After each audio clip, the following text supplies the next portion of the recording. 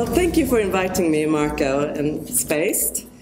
So this is Botkyrka Konsthall, and I would like to start by talking a bit about the architectural history of Stockholm and Sweden to sort of place Botkyrka Konsthall in that context. So in the years 1965 to 1974 in Sweden, it was decided upon building 1 million houses for the population, and this was called the Million Program Era, and it created places like Fittja, where Botkyrka Konsthall is located. So Fittja is a place of 161 nationalities out of the world's 194. So of course you might think that Fittja would look like something like this to mirror its population. But the fact is, of course, that it looks more like this. And so in the 70s in Sweden, like in many other places of the world, it was a time of high ideals and of a political vision that wanted good and affordable living spaces for everyone. And the idea was also for the public space to be left for the people to program it, that every street corner or every sort of unprogrammed space would be a place to gather for political engagement. So 6 years ago, Botkyrka Konsthall opened a context-specific residency program in one of the last housing districts of this Million Program area to be built. Fittja was inaugurated in 1974. And Fittja has around 7,000 inhabitants, and many of them come from the same village of Turkey today. But from the beginning, one thought to create a place like Fittja actually for the Swedish workers. And here you see, if you're back, this is our residency. So the residency is located in one of these block houses. So from the start, the residency has been inviting artists from all over the world to research and work in Botkyrka. And here we see the artist collective Cultivator, creating a chicken coop right next to our residency. And this was a very much appreciated project where the youth in the area were working a lot together with Cultivator and collecting eggs. And the day that the chickens left, these young boys ran after the car and throwing water on the car in the way that they would do with cousins visiting in the village of Kulu in Turkey. So places like Fittja were called failures from the day that they were inaugurated. The buildings seemed somehow to become a perfect protection area for many of the population's fears. First, people felt that these suburbs were a place where women would be trapped because they were so, planned down to every detail that you basically one had planned the steps you would take between the kitchen sink and the stove, and the living room would face the afternoon sun, so that when the husband would come home in the afternoon, he would, then meet the afternoon sun, and so it was really like the aspect of the core family. Later on, these places were seen as a place where welfare cases would dwell. Then came the immigrants, and today it's a place where I would say the fear regarding Muslims is projected. So I had been working in Botkyrka Konsthall since 2006, and those first years were spent trying to convince the city that an art space, and specifically a Kunsthalle, had something more to offer than just a short, pleasing experience. The art space was located in a shopping mall, and those first years I really tried to stretch the limitations of the white cube as much as I could. And this is an exhibition with youth that were offered the art space over the summer. And they were given free creative space by design group Ugly Cute. So then by getting the city's city planning department involved and a local center that also works with a national agenda of migration research, we joined forces and created the residency program. And we worked a lot with the politicians and civil servants and telling them about that they would that this wasn't something that you would only know what you would get, but also you might get something that you would not expect. This is our first resident, Matthijs de Bruin, from the Netherlands, and he interviewed paperless workers around their nightmares, and the project is called Daily Dream, and it was an outdoor open book installation. So it wasn't an unusual kind of project to sort of introduce to the city. And it wasn't until we got the higher education of architecture and art involved that the city really caught on. The heads of the universities were pointing to our residency, and soon also pushing for much more to happen in the community. And somehow it was interesting to see that the word art seemed dangerous, but a residency was more open. It was something that we could get others involved to also define what it might be, which you would think that art, of course, gives the same possibility, but this wasn't the case. So from the beginning, we joined the residency to the public art commissions of 1% for Art. This is Mats Andersson, and he's created an artwork into the pavement, into the first actually buildings being built in this area since the 70s. And they are flats that you can buy. Everything else is rentals in Fittja. And actually many local residents even paid cash to acquire a flat. And what you see, the drawing is actually a blockhouse that wasn't built. So this serves as kind of memory of a place that you come from, but can also be used, of course, for playing. So soon we could prove to the city that this was not only something that it would get the academies involved, but the academies were also asking about student housing, and would the city actually build student housing in Fittja? So of course this becomes something much greater than just an exhibition program. And also we started, now when you Google Fittja, you will see not only images of burning cars and police, but also of architectural inventions and art projects. And the Kunsthalle's work was also fused into the planning documents of the city. This is one of them. It's a 30-year plan for Fittja, where also they are extracting the knowledge. It said that the city planners should extract the knowledge coming from the residency program. And I think this is one of in the city, it's all about that. If you are in the sort of the documents that are about the planning, 30 years from now, and if you're not, it's very much more difficult to get the ideas across. So Botkyrka Konsthall already had an exhibition center, like I said,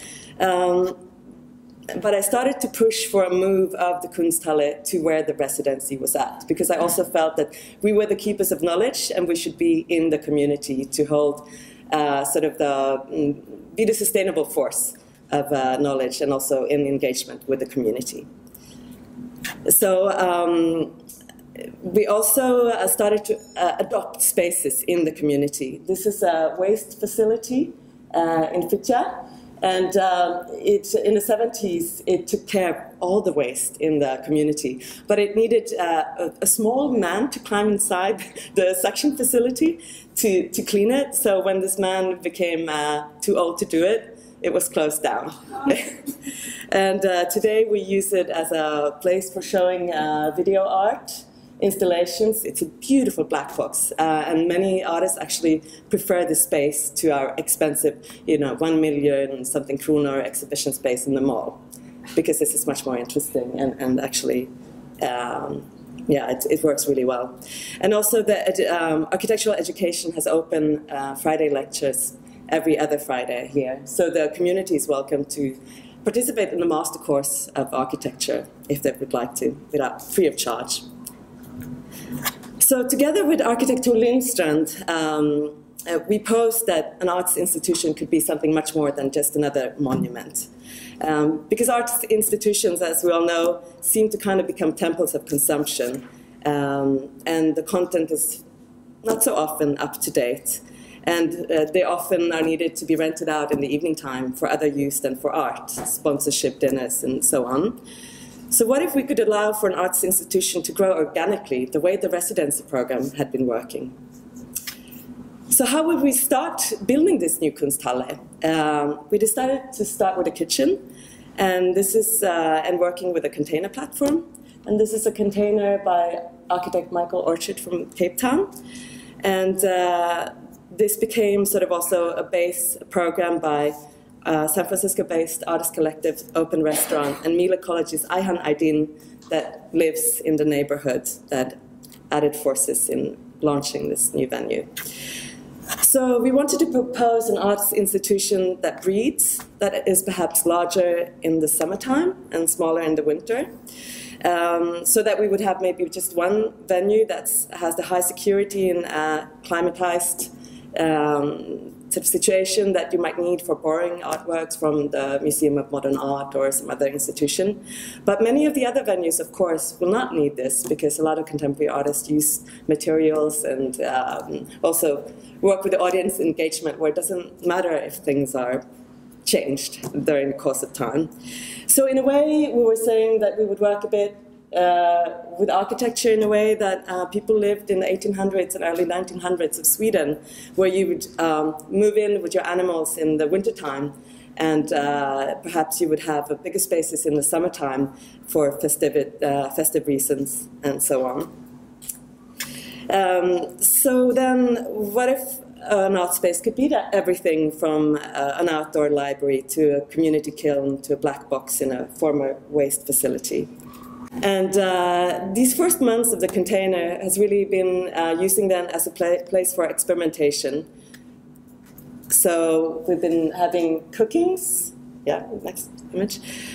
This is a women's collective. This is Leila of Dundee. So the container will also be used by the community and groups of women especially that have a hard time getting jobs. Will be using it to cook and sell their food, catering. But it will also be used by artists like Ayhan doing very experimental kitchen things, or open restaurant that have been coming to Botkyrka since 2011. Here is takeaway ceramics that they used for cooking, and then you could also take away the ceramics. And I also invited them to work together with architect Marjetica Potric from Slovenia, where she brought her students from Hamburg, and then we also did like an open cafe outside the residency. So they had a lot of knowledge of the community, and they had strong alliances with the community, and a lot of the community members asking for when the artists would be back again. Next. And another group that I've worked a lot with is Cultivator. They're a collective of artists and milk farmers from a remote island off the coast of Sweden. They run a successful small-scale residency, and the M12 group that I know has been here has also done a project with them. And they also have, of course, the rural background, and the population in Fittja, although Fittja being an urban place, is very much rural people. And a place like Fittja is also surprisingly green. I mean, these areas were planned for you to go out and pick mushrooms and for the children to play in places where the cars were not connecting to the community. So, I mean, they were highly ideal in many ways for living. I would pose that it's more the perception of these areas more than the places themselves that is the real problem. So we decided to launch the first biennial of art and architecture in Botkyrka as a way of putting attention to this intersection between art and architecture. And this, of course, also meant that you have a great audience coming from the inner city. And also, many people in Stockholm have seen perhaps a favela in Rio, but they have not been to a place like Fittja. That's how segregated Stockholm is today. It's one of the main countries on the OECD list of growing economic segregation. And of course, that's mirrored in how people live. So of course, the joke always also goes that, okay, so you have 161 nationalities in Fittja, but none of them are Swedish. And so another way of also working with the exhibition format was that we started working in Venice during Rem Koolhaas Fundamentals. And it was, again, a way to engage with thinkers, architects, artists, and a kind of project residency. I brought about 30 architects and artists from all over to Venice, and also a youth program. I will, in short, show you some images of this. And I would again say that many of the things that we deal with is questions that are highly, it's the core questions for all of us. How can we live together and really understand and share on a deeper level? How can we deal with freedom of expression in a sort of culturally sensitive and intelligent way?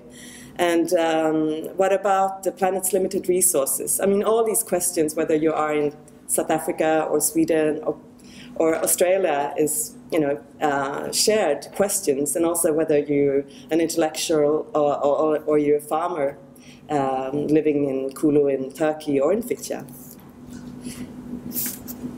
And so we brought our artist book library to Venice, and also had open calls to bring in new ideas to our library. And we worked together with Elena Masi, who did a fantastic solar energy installation. She worked with the glass blowers from Murano. And the film about this project will be shown in the Istanbul Biennale this fall. But Elena, so we tested this installation in Venice, we're showing it, but it will be put to use in Fitja. And of course, that's how do how do you work with glass in a community where there's lots of people living? So that's going to be a real challenge. It will probably be in on top of one of the buildings, for example, so that it doesn't get destroyed. And this is an installation in Venice. Also, it's part of a flat in Fitja by architects Sprit. And this is a dream team of youth that worked the whole summer with the exhibition. And then they went to Venice to guide the exhibition and also to react, to sort of change the installations also.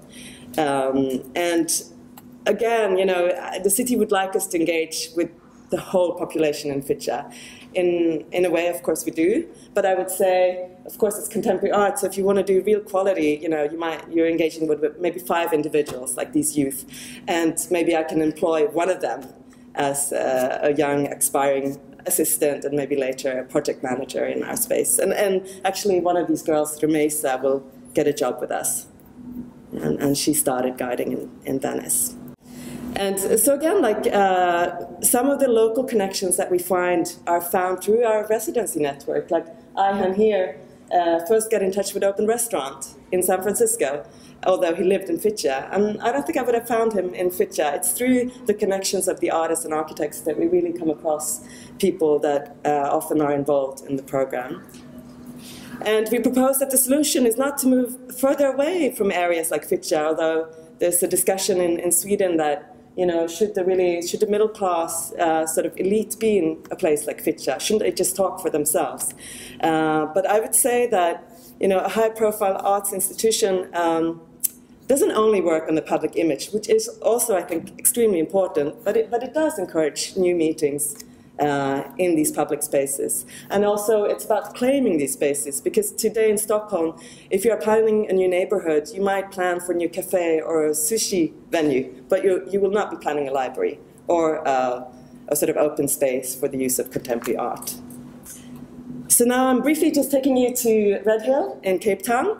I started bringing artists and architects to Cape Town on a research on public space and community engagement in 2013. And my engagement with South Africa started in '94 when I was reporting for the National Public Radio in Sweden on their first 3 elections. And I've had an ongoing engagement since then. It's a difficult place to work with public space, but also that's why I think the learning is great. And again, the shared questions are so immense. And this time we were invited by a literacy project, a group of women that had a really interesting take on literacy, where they were looking at the tools that we're working with in Fitja, but also talking about literacy as something that is an understanding of contemporary art is also a form of literacy. And this is the basis of our project. So here is the container in Red Hill, which is the aspiring library. And Tor Lindstrand, who did the first architectural residency in Cape Town, coined the Mirror Institution, saying also that we're not in need of a new sort of museum building in Red Hill. He brought a replica of the Cube, remember the waste suction facility, 30 meters high, and saying more that the Mirror Institution exists on the 18th longitude, the path that the barnyard swallow travels over a distance of some 10,000 kilometers. And it's more about the programming of the residency itself. And Red Hill will move to a new location in the next 2 years. This is Dida Valley. Go back, yes.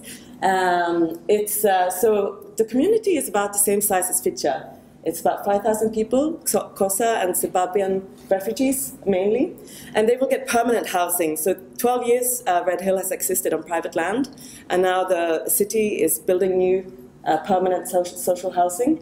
But there is no planning on public space, and there's a couple religious centers planned for, but no cultural center. So again, we're posing that the possibility of adding a cultural center could mean that you attract also visitors from Simonstown. This is a very touristic area. It's in the Cape Point Nature's Reserve. So it's interesting both from an ecological point of view and again for the mixed population and interesting stories in the area, but also really to get more people mixing and sharing in a place like Red Hill. And again, of course, we will work with the Labyrinth Press. Many times the projects become books. This is Sasha Hooper and Petrus Sarika. They are right now in New Zealand for a long residency. They did the Remedies project where they work with the community around the practice of remedies, how to get somebody to fall in love with you or how to cure common cold. And a nice little leaflet that was passed around the community. And here you have Labyrinth Archive. So the question is how to build an archive now in Fitja. We have a heavy emphasis on education. I have 2 employed educators, 3 curators. And we have a program where we work with the local high schools and the Royal Institute of Art, so that you can take a course at high school that also is a course at the academy on collaborative practices.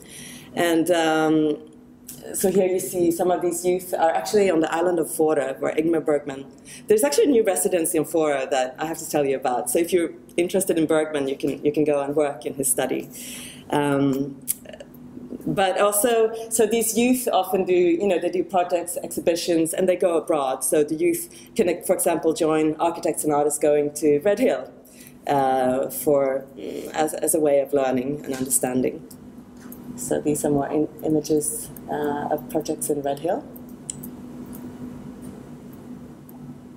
And a cultivator will work a lot around the toilet issue, because in Cape Town, that's a real struggle.